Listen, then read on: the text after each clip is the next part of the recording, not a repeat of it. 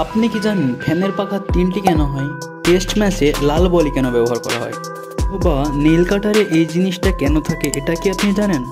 আজকে এমন মজাদার 7টি অজানা ফ্যাক্ট আপনাদের সামনে তুলে ধরবো যা আপনারা অনেকেই জানেন না। তো চলুন শুরু করা যাক।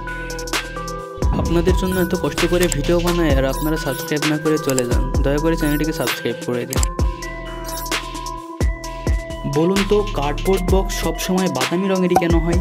এটা সাদা কেন হয় না? কার্ডবোর্ড বক্স মূলত কাগজেরই তৈরি। কাগজের আসল রং বাদামি কালারই হয়। আসলে আমাদের লেখার যে কাগজ আমরা লিখি, এই কাগজটা মূলত মডিফাই করা কাগজ, অর্থাৎ বাদামি রঙের কাগজকে মডিফাই করে সাদা করা হয়। কিন্তু কার্ডবোর্ড বক্সে ব্যবহৃত কাগজে লেখা হয় না, তাই এতে মডিফাই করে টাকা নষ্ট করা হয় না। তাই কাগজের অরিজিনাল রঙই এতে রাখা হয়, ফলে কোম্পানির পক্ষে অনেক টাকা সেভ করা সম্ভব হয়।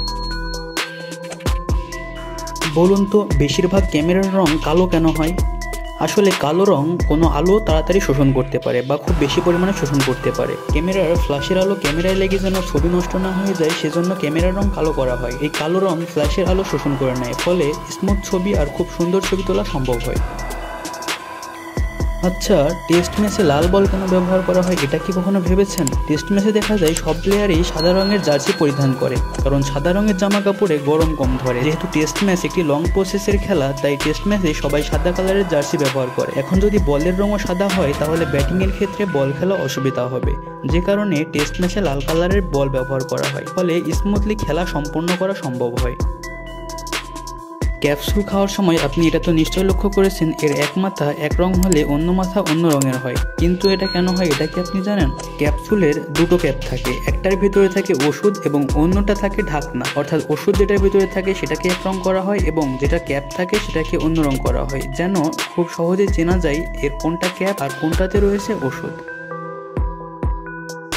গাছের নিচের অংশে এমন সাদা রং করা আছে, আর এই জিনিসটা দেখেনি এমন মনে খুঁজে পাওয়া যাবে না। কিন্তু আপনি কি কখনো ভেবে দেখেছেন এই গাছের নিচে সাদা রঙই কেন করা হয়? আসলে গাছে রং করা হয় মূলত চুন দিয়ে, কারণ চুন দিলে গাছের নিচের অংশে ব্যাকটেরিয়া বা কোনো ভাইরাস দ্বারা সহজে আক্রান্ত হতে পারে, ফলে গাছ ভালোভাবে বেড়ে উঠতে পারে। আর যেহেতু চুনের আসল রং সাদা, তাই গাছের নিচের অংশে এই সাদা রঙই রেখে দেওয়া হয়। নেইল কাটার প্রতিদিনই ব্যবহার করছেন, কিন্তু নেইল কাটারের এই জিনিসটা আপনাকে ভাবায়নি এমনটা হওয়ার কথা নয়। প্রতিদিনই আপনি ভেবেছেন এই জিনিসটা কেন থাকে, কিন্তু সমাধান আপনি পাননি। নেইল কাটারের ভেতরে যে ছুরি থাকে, সেই ছুরির গায়ে দাগ কাটা, এটা দিয়ে সাধারণত নখ কাটার পরে তা স্মুথ বা সমান করার জন্য ব্যবহার করা হয়। কিন্তু বাঁকানো এই অংশটার কাজ কি? অনেকেই নখ বড় রাখতে পছন্দ করেন, কিন্তু নখের ভিতরে অনেক জীবাণু থাকে যা আমাদের শরীরের জন্য খুবই ক্ষতিকর। নখের সেই জীবাণু পরিষ্কার করার জন্যই নেইল কাটারের কোম্পানিগুলো নেইল কাটারের সাথে এই জিনিসটা দেয়। বর্তমান জীবনে ফ্যান ছাড়া আমরা একটি দিনও কল্পনা করতে পারি না, কিন্তু এই ফ্যানের পাখা তিনটি কেন হয় আপনি কি জানেন? এই ফ্যানের পাখা 4টি বা 5টি হলে কি সমস্যা হতো? আসলে আমাদের দেশে, অর্থাৎ বাংলাদেশ বা ইন্ডিয়ার মতো দেশে ফ্যান ব্যবহার করা হয় মূলত বাতাসের জন্য। ফ্যান ব্যবহার করার মূল উদ্দেশ্যই থাকে তা থেকে বাতাস পাওয়া। এজন্য আমাদের দেশে 3 পাখার ফ্যান ব্যবহার করা হয়, কারণ 3 পাখার ফ্যান অত্যন্ত জোরে ঘুরে, আর 3 পাখার ফ্যান তুলনামূলক বিদ্যুৎ খরচ কম হয়। এজন্য আমাদের দেশে 3 পাখার ফ্যান ব্যবহার করা হয়।